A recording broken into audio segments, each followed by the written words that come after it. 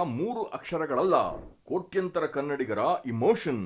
ಸೋತಾಗ ಜೊತೆಯಾಗಿ ನಿಂತು ಗೆದ್ದಾಗ ಬೀಗುವ ವಿಶ್ವದ ಅತಿದೊಡ್ಡ ಅಭಿಮಾನಿ ಬಳಗದ ಹೆಮ್ಮೆಯ ಹೆಸರು. 18 ವರ್ಷಗಳ ಸುದೀರ್ಘ ಕಾಯುವಿಕೆ, ಕಡೆಗೂ ಈ ಸಲ ಕಪ್ ನಮ್ದೇ ಎಂಬ ಕನಸು ನನಸಾದ ಆ ರೋಚಕ ಇತಿಹಾಸದ ಕಥೆಯಿದು. 2008 ಐಪಿಎಲ್ನ ಚೊಚ್ಚಲ ಆವೃತ್ತಿ.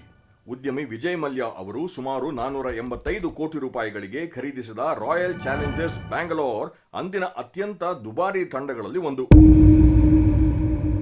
ನಮ್ಮ ಹೆಮ್ಮೆಯ ಕನ್ನಡಿಗ ರಾಹುಲ್ ದ್ರಾವಿಡ್ ನಾಯಕತ್ವದಲ್ಲಿ ಶುರುವಾದ ಮೊದಲ ಸೀಸನ್ ನಿರಾಸೆ ಮೂಡಿಸಿತ್ತು.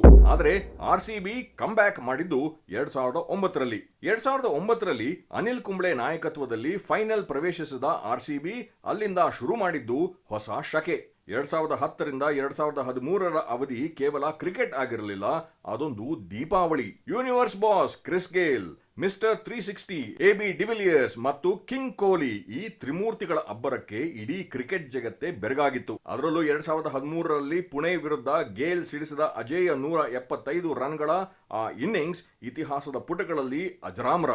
2016 ವಿರಾಟ್ ಕೊಹ್ಲಿ ಎಂಬ ರನ್ ಮೆಷಿನ್ ಅಬ್ಬರಿಸಿದ ವರ್ಷ. ಒಂದೇ ಸೀಸನ್ನಲ್ಲಿ 973 ರನ್ಗಳ ಬೃಹತ್ ದಾಖಲೆ.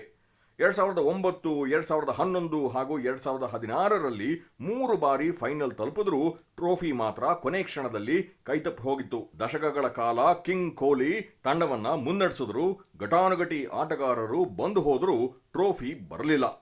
ಆದರೆ ಅಭಿಮಾನಿಗಳ ಪ್ರೀತಿ ಮಾತ್ರ ಕಡಿಮೆಯಾಗಲಿಲ್ಲ. ಟ್ರೋಲ್ ಮಾಡಿದವ್ರಿಗೂ ಮೀಮ್ಸ್ ಮಾಡಿದವ್ರಿಗೂ ಅಭಿಮಾನಿಗಳು ಎದೆಯುಬ್ಬಿಸಿ ಹೇಳಿದ್ದು ಒಂದೇ ಮಾತು: ಈ ಸಲ ಕಪ್ ನಮ್ದೇ. ಕಾಲ ಬದಲಾಯಿತು. 2024ರಲ್ಲಿ ರಾಯಲ್ ಚಾಲೆಂಜರ್ಸ್ ಬ್ಯಾಂಗಲೋರ್ ಎಂಬ ಹೆಸರು ಬೆಂಗಳೂರು ಎಂದು ಅಧಿಕೃತವಾಗಿ ಬದಲಾಯಿತು.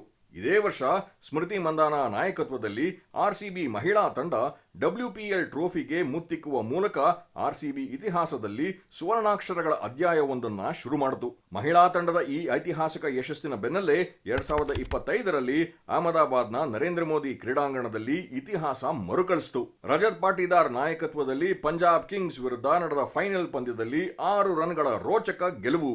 18 ವರ್ಷಗಳ ಸುದೀರ್ಘ ವನವಾಸ ಅಂತ್ಯವಾಯಿತು. ಪುರುಷರ ತಂಡ ಚೊಚ್ಚಲ ಐಪಿಎಲ್ ಕಪ್ ಎತ್ತಿ ಹಿಡಿಯಿತು. Virat Kohli, AB de Villiers, Chris Gayle, Anil Kumble, Rahul Dravid, Faf, Maxwell, Patidar ಇವರೆಲ್ಲ ಕೇವಲ ಆಟಗಾರರಲ್ಲ, ಆರ್ಸಿಬಿ ಎಂಬ ಸಾಮ್ರಾಜ್ಯದ ರೂವಾರಿಗಳು.